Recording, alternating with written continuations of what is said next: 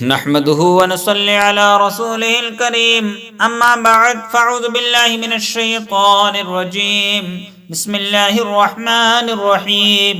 واقيموا الصلاة وآتوا الزكاة واركعوا مع الراكعين صدق الله العلي العظيم۔ جان کو دل کو ہمیشہ رکھتی ہے خوشتر نماز، جامہ کو رکھتی ہے پاک اور جسم کو اطہر نماز۔ مرد و عورت، لڑکا لڑکی، خادموں لونڈی غلام، چاہیے پڑھتے رہیں چھوٹے بڑے گھر گھر نماز۔ سب فرشتوں کو بھی پیارا ہے نمازی آدمی، زینت اسلام اہل دین کا ہے زیور نماز۔ ہے بہت تاکید قرآن میں نہیں ہوتی ہے معاف، شادی ہو یا غم کسی حالت میں مومن پر نماز۔ وہ ایک سجدہ جسے تو گرا سمجھتا ہے، ہزار سجدوں سے دیتا ہے آدمی کو نجات۔ پیارے اسلامی بھائیوں، اللہ تعالی قرآن مجید میں ارشاد فرماتا ہے وَأَقِيمُوا الصَّلَاةَ وَآتُوا الزَّكَاةَ وَارْكَعُوا مَعَ الرَّاكِعِينَ، اور ادا کرو نماز اور دیا کرو زکوٰۃ اور رکوع کرو رکوع کرنے والوں کے ساتھ۔ یہاں پر جماعت سے نماز پڑھنے والوں کی فضیلت بیان کی گئی،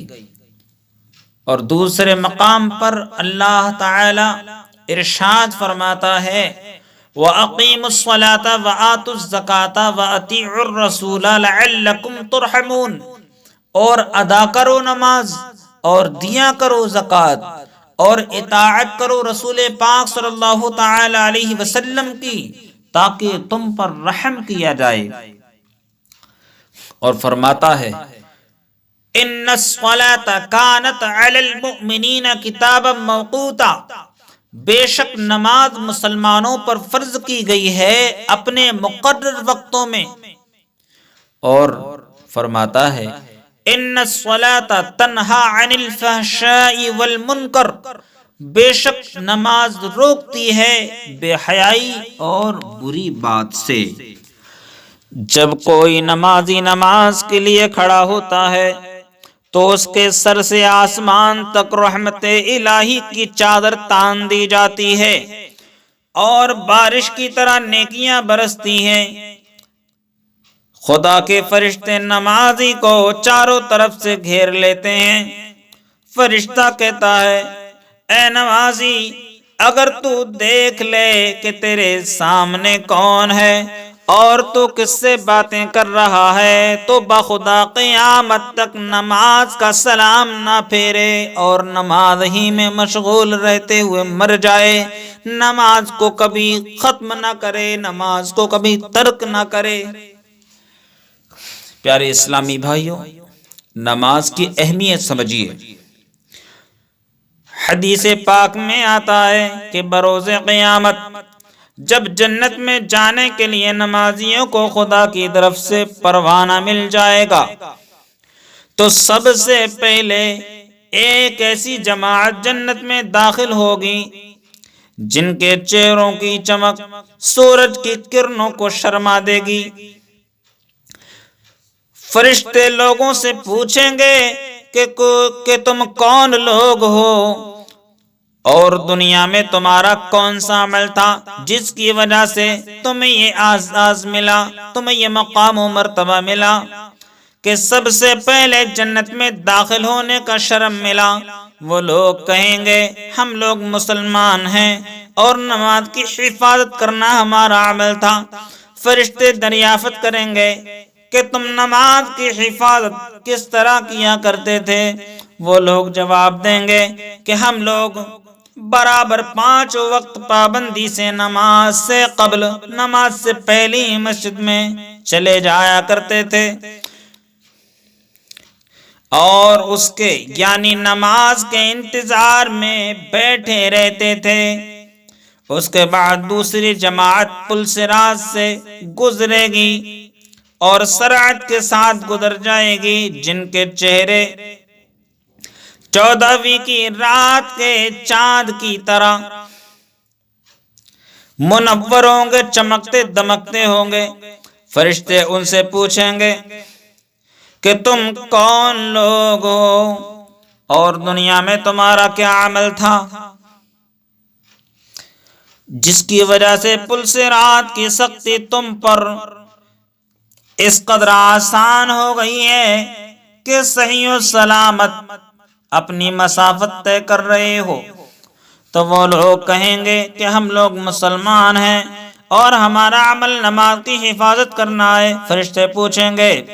کہ تم کس طرح نماز کی حفاظت کیا کرتے تھے؟ وہ مسلمان جواب دیں گے کہ ہم لوگ قبل اذان ہی وضو کر کے بیٹھ جایا کرتے تھے، یعنی اذان سے پہلے وضو کر کے بیٹھ جایا کرتے تھے، اور اذان کی صدا آتے ہی مسجد کی طرف دوڑتے تھے۔ اس کے بعد خشوع و خضوع کے ساتھ نماز ادا کیا کرتے تھے۔ پھر اس کے بعد ایک تیسری جماعت گزرے گی جن کے چہرے تاروں کی مانند چمک رہے ہوں گے۔ ان سے بھی فرشتے یہی سوال کریں گے کہ تم کون ہو اور تمہارا کون سا عمل تھا؟ یہ لوگ بھی کہیں گے،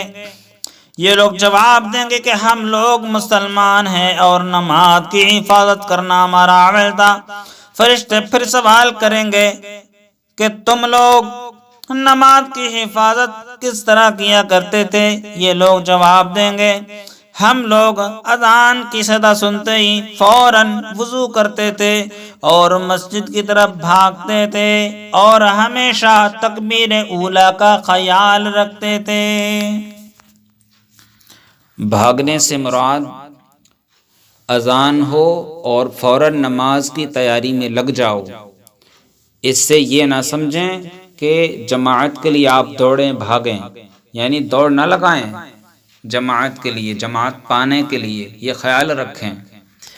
جب اللہ تعالیٰ کی طرف سے حکم ہوگا کہ جنتی جب جنت میں جائیں گے، جہنمیوں کو حکم ہوگا کہ وہ جہنم میں جائیں۔ اللہ تعالیٰ قرآن مجید میں ارشاد فرماتا ہے يَتَسَاءَلُونَ عَنِ الْمُجْرِمِينَ مَا سَلَكَكُمْ فِي سَقَرَ، اہل جنت پوچھیں گے اہل دوزخ سے کہ کس جرم نے تم کو دوزخ میں داخل کیا؟ تو وہ افسوس کریں گے اور حسرت بھرے انداز میں یہ جواب دیں گے قالوا لم نک من المصلین ولم نک نطعم المسکین۔ جہنمی جواب دیں گے ہم نماز نہیں پڑھا کرتے تھے اور مسکین کو کھانا بھی نہیں کھلایا کرتے تھے۔ حضرت ابو ہریرہ رضی اللہ تعالی عنہ سے روایت ہے کہ رسول پاک صلی اللہ تعالی علیہ وسلم نے ارشاد فرمایا اگر تم میں سے کسی کے دروازے پر نہر ہو اور اس میں 5 دفعہ روزانہ غسل کرے، کیا کچھ میل اس کے اوپر باقی رہے گا؟ لوگوں نے عرض کیا یا رسول اللہ میل بالکل باقی نہیں رہے گا۔ فرمایا 5 نمازوں کی مثال اسی طرح ہے، اللہ تعالی ان نمازوں کی برکت سے گناہ مٹا دیتا ہے۔ گناہ مٹنے سے مراد صغیرہ گناہ ہیں اور کبیرہ گناہ سچی توبہ سے معاف ہوتے ہیں، اور جہاں تک حقوق العباد کا تعلق ہے تو ان کے ادا کرنے سے معافی ملتی ہے۔ حضرت عیسیٰ علیہ السلام کا گزر ایک ایسی بستی پر ہوا جس میں نہایت سرسبز و شاداب درخت کھڑے لہرا رہے تھے، صاف و شفاف پانی کے چشمے بہ رہے تھے، بستی میں بڑی آبادی و شادابی تھی۔ چند سال بعد پھر حضرت عیسیٰ علیہ السلام اس بستی کے قریب سے گزرے تو دیکھا کہ درخت سوکھے ہوئے کھڑے ہیں، پانی کے چشمے خشک پڑے ہیں، مکانات ملبے کے ڈھیر بن چکے ہیں۔ آپ نے یہ منظر دیکھا تو سوچنے لگے کہ اس بستی اور اس میں رہنے والوں کا انجام بد کیوں کر ہوا؟ آپ پر وحی نازل ہوئی اور بتایا گیا کہ اس بستی کے مکین نماز نہیں پڑھتے تھے، اس لیے یہ بستی ویران ہو گئی۔ حضرت علامہ امام شعرانی نقل فرماتے ہیں کہ یہ بات سمجھ لینی چاہیے کہ مصیبت ہر اس آبادی سے ہٹا دی جاتی ہے جہاں کے لوگ نمازی ہوں، اور جس آبادی میں نماز پڑھنے والے نہ ہوں تو اس پر مصیبت نازل ہو جایا کرتی ہے۔ منقول ہے کہ ایک شخص جنگل میں جا رہا تھا، شیطان بھی اس کے ساتھ ہو لیا۔ اس شخص نے دن بھر میں ایک بھی نماز نہ پڑھی، یہاں تک کہ رات ہو گئی۔ شیطان اس سے بھاگنے لگا۔ اس شخص نے متعجب ہو کر بھاگنے کا سبب پوچھا تو شیطان بولا کہ میں نے عمر بھر میں صرف ایک بار آدم علیہ السلام کو سجدہ کرنے کا انکار کیا تو ملعون ہوا، اور تو نے آج 5 نمازیں ترک کر دیں۔ مجھے خوف آ رہا ہے کہ کہیں تجھ پر قہر نازل نہ ہو جائے اور میں بھی اس میں نہ پھنس جاؤں، اس لیے میں جا رہا ہوں۔ نبی پاک صاحب لولاک سیاح افلاک صلی اللہ تعالی علیہ وسلم کا فرمان عبرت نشان ہے، جو نماز کے معاملے میں سستی برتے گا اللہ عز و جل اسے 15 قسم کی سزائیں دے گا۔ ان میں سے 6 دنیا میں، 3 موت کے وقت، 3 قبر میں، اور 3 قبر سے نکلنے کے بعد دے گا۔ دنیا کی 6 سزائیں یہ ہیں کہ اللہ عز و جل اس کی عمر سے برکت زائل کر دے گا، اللہ عز و جل اس کے چہرے سے نیک لوگوں جیسی نورانیت چھین لے گا، اللہ عز و جل اس کے کسی عمل کا اجر و ثواب نہیں دے گا، اللہ عز و جل اس کی کوئی دعا آسمان تک بلند نہ کرے گا، اللہ عز و جل لوگوں کے سامنے اسے ذلیل و خوار کرے گا، نیک لوگوں کی دعا میں اس کا کوئی حصہ نہ ہوگا۔ موت کے وقت کی 3 سزائیں یہ ہیں کہ ذلیل ہو کر مرے گا، بھوکا مرے گا، مرتے وقت اتنی سخت پیاس لگے گی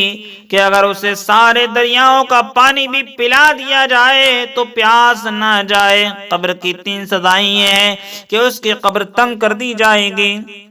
اور اسے قبر اس قدر بھینچے گی کہ اس کی پسلیاں ٹوٹ پھوٹ کر ایک دوسرے میں پیوست ہو جائیں گی، اس کے قبر میں آگ بھڑکائی جائے گی جس میں الٹ پلٹ ہوتا رہے گا، اس پر قبر میں ایک اژدہا مسلط کر دیا جائے گا جس کا نام اشرع الاقرع ہے، یعنی کنجا سانپ جو سخت زہریلا ہوتا ہے،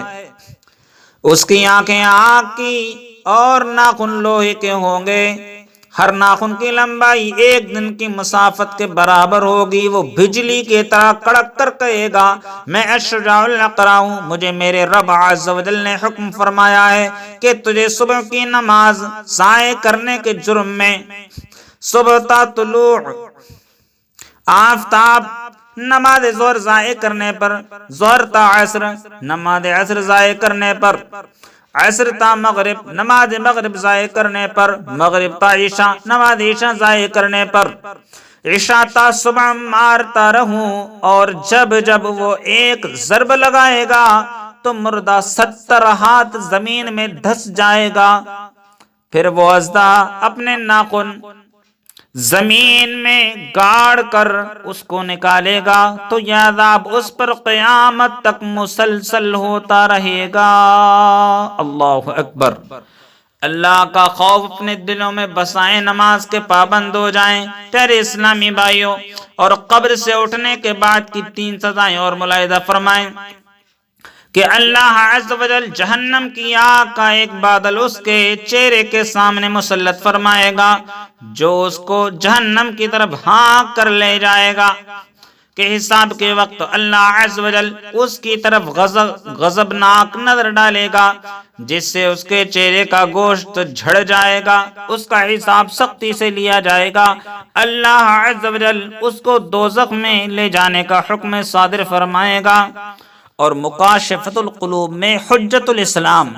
حضرت سیدنا امام محمد غزالی رحمۃ اللہ علیہ فرماتے ہیں کہ بروز قیامت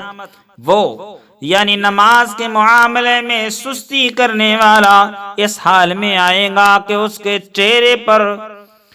3 سطریں لکھی ہوں گی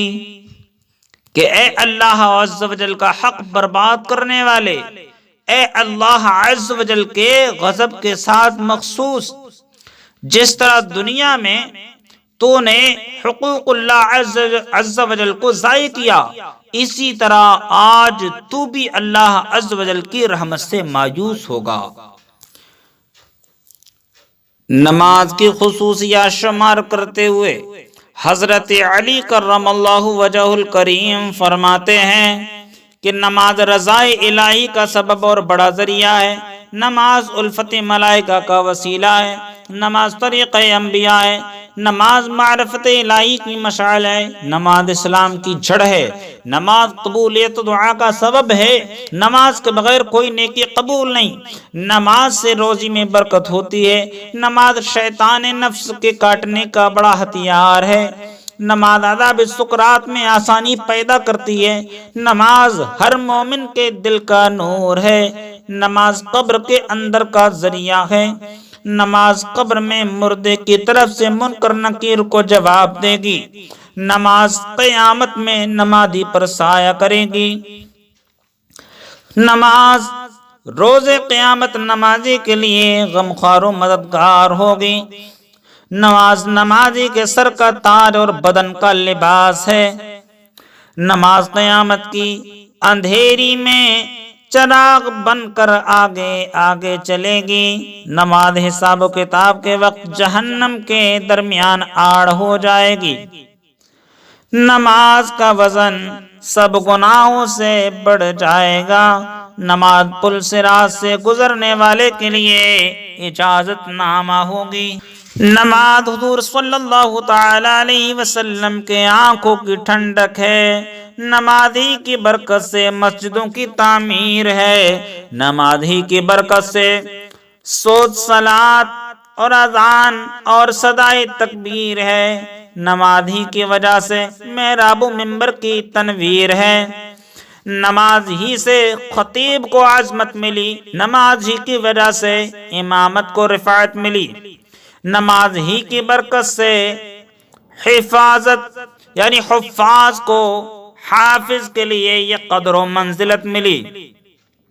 نماز کی برکت سے مسلمانوں کو ایک جگہ جمع ہونے کی سعادت ملی،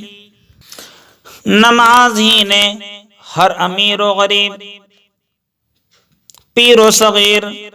مفلس و اسیر، عربی و عجمی، گورے و کالے، جوان اور بوڑھے، بیمار و تندرست، شاہ و گدا، مریض و حکیم، مسافر و مقیم، ہر عاقل و بالغ کو ایک ہی سم میں لا کر کھڑا کر دیا، اسی لیے ڈاکٹر اقبال فرماتے ہیں کہ ایک ہی سم میں کھڑے ہو گئے محمود و ایاز، ایک ہی صف میں کھڑے ہو گئے محمود و ایاز، نہ کوئی بندہ رہا اور نہ کوئی بندہ نماز، نہ کوئی بندہ رہا اور نہ کوئی بندہ نواز، اپنے کردار کا ایک ایسا تو غازی بن جا، جیتنا پائے کوئی تجھ سے وہ بازی بن جا، اور توڑنے والے تیری خود بنائیں گے مسجد۔